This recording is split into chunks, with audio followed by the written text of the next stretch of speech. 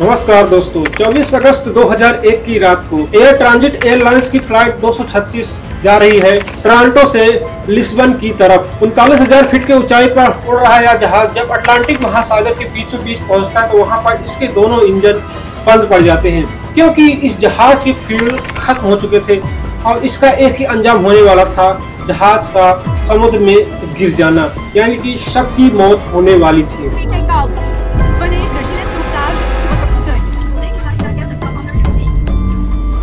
दोस्तों, चारों तरफ पानी ही पानी भरा हुआ था और अगर इनको एयरपोर्ट पे जाना है तो 120 किलोमीटर जाना होगा बिना ही फ्यूल के। लेकिन दोस्तों, आखिर में पहुंचते हैं, लेकिन एक बहुत भारी दुर्घटना घट जाती है इनके साथ। आइए आज के इस वीडियो में जानते हैं कैसे 120 किलोमीटर दूर बिना फ्यूल के चले गए और एक दुर्घटना हुई और उसमें क्या हुआ इनके साथ।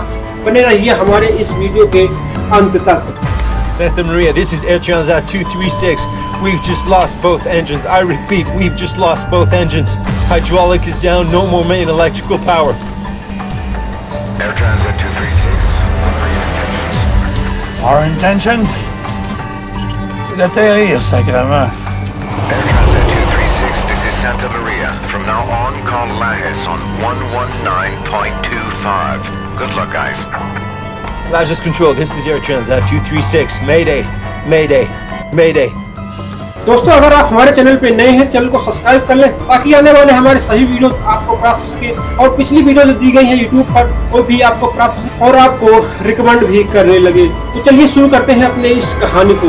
दोस्तों, 23 अगस्त 2001 की शाम को कैनेडियन एयरलाइंस की फ्लाइट ट्रांजिट एयरलाइंस 236 जाती है टोरंटो से लिस्बन की ओर। दोस्तों, यह फ्लाइट 7 घंटे की होने वाली थी, इसलिए सबसे पहले इसके मेंटेनेंस और सर्विस चेक करके इसमें सवारी को सवार किया जाता है, यानी पैसेंजर को बैठाया जाता है। और इस जहाज में लगभग 98 मैट्रिक टन फ्यूल भर दिया जाता है। और इस जहाज के कैप्टन है रॉबर्ट फिश और इसके फर्स्ट अफसर है दिगर साहब। दोनों ही बहुत पहले से इस एयरबस को उड़ा रहे हैं कभी से, यानी इस फ्लाइट को बहुत दिनों से उड़ा रहे हैं, लगभग 10,000 घंटों से अधिक तक उड़ा चुके हैं। जबकि फर्स्ट अफसर है जो कि वो एक नए खिलाड़ी है इस जहाज को उड़ाने में।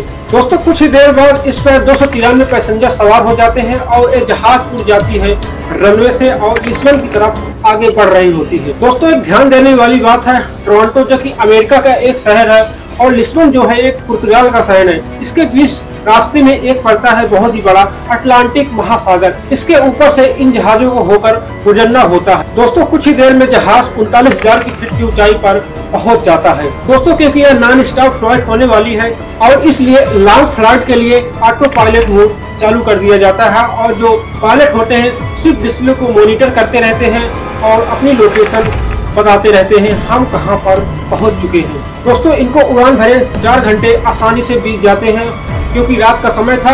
कुछ लोग सो चुके थे, कुछ लोग किताबें पढ़ रहे थे और कुछ लोग जाग रहे थे। दोस्तों, अब आ गया है अगला दिन, 24 अगस्त 2001 की रात। Captain Robert fish engine number 2 के डिस्प्ले पे देखते हैं एक नॉर्मल रीडिंग आ रही है, यानी कि अब खतरे की घंटी बज चुकी है उनके लिए। लगभग रात के 1 बजे कैप्टन देखते हैं कि राइट विंग पर आग का प्रेशर और टेम्परेचर बहुत ही कम होता चला जा रहा। दोस्तों, ये एरर इनके लिए पहली बार था, क्योंकि इससे पहले ये एरर कभी नहीं देखते थे, क्योंकि इससे पहले ये एरर कभी भी दिखाई नहीं दिया था इनको। दोस्तों, ये सोच रहे थे कि टेम्परेचर आखिर क्यों डाउन हो रहा है, जबकि कोई भी पदार्थ जलता है तो टेम्परेचर बढ़ता है, लेकिन यहाँ पर टेम्परेचर डाउन हो रहा था। इसका क्या कारण हो सकता है आगे वीडियो में आपको पता चलेगा। इस प्रकार से उन्हें कुछ भी नहीं समझ में आता है और देरी न करते हुए कैप्टन एयर ट्रांजिट के मेंटेनेंस सेंटर पर कॉल करते हैं और इस एरर को बताते हैं उनको। लेकिन उनको जवाब में इतना कहा जाता है कि इस एरर को देखते रहिए, अगर हमें कुछ भी क्लू मिलता है तो हम आपको तुरंत कनेक्ट करेंगे। लेकिन दोस्तों, कॉकपिट में जो आगे डिस्प्ले लगा होता है उसमें भले ही गलत रीडिंग आ रही है,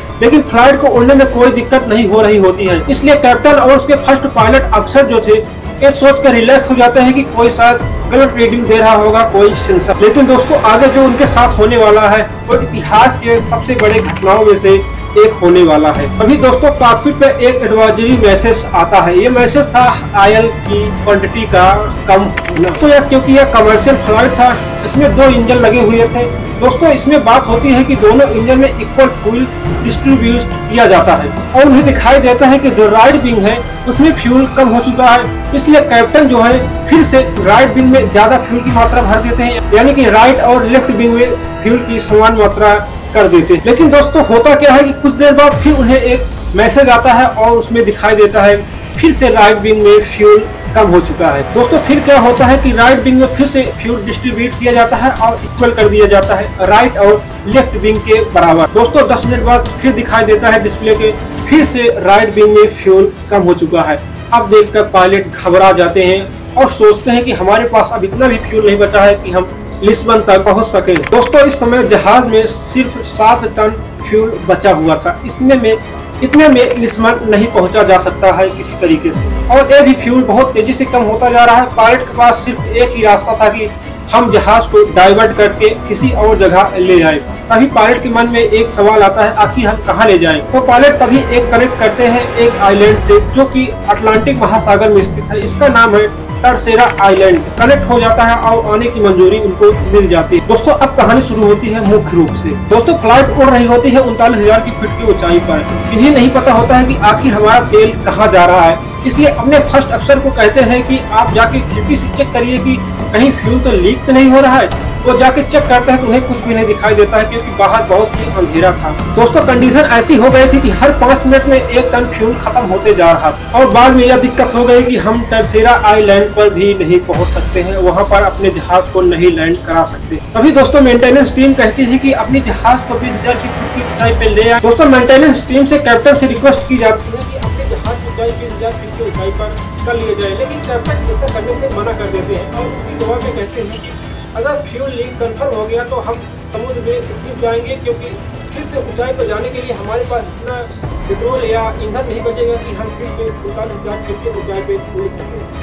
अगर हम 39,000 फीट के ऊंचाई पे रहेंगे तो हम किसी न किसी तरीके से ग्लाइड करते हुए हम हवाई अड्डे तक पहुंच सकते। तभी दोस्तों अचानक से इनका राइट विंग धमाके से उड़ जाता है, यानी कि अब फ्लाइट जो है एक विंग पर चल रहा है। बैठे सभी पैसेंजर घबरा जाते हैं और लड़ाई झगड़ा और चिल्लाहट होने लगती है।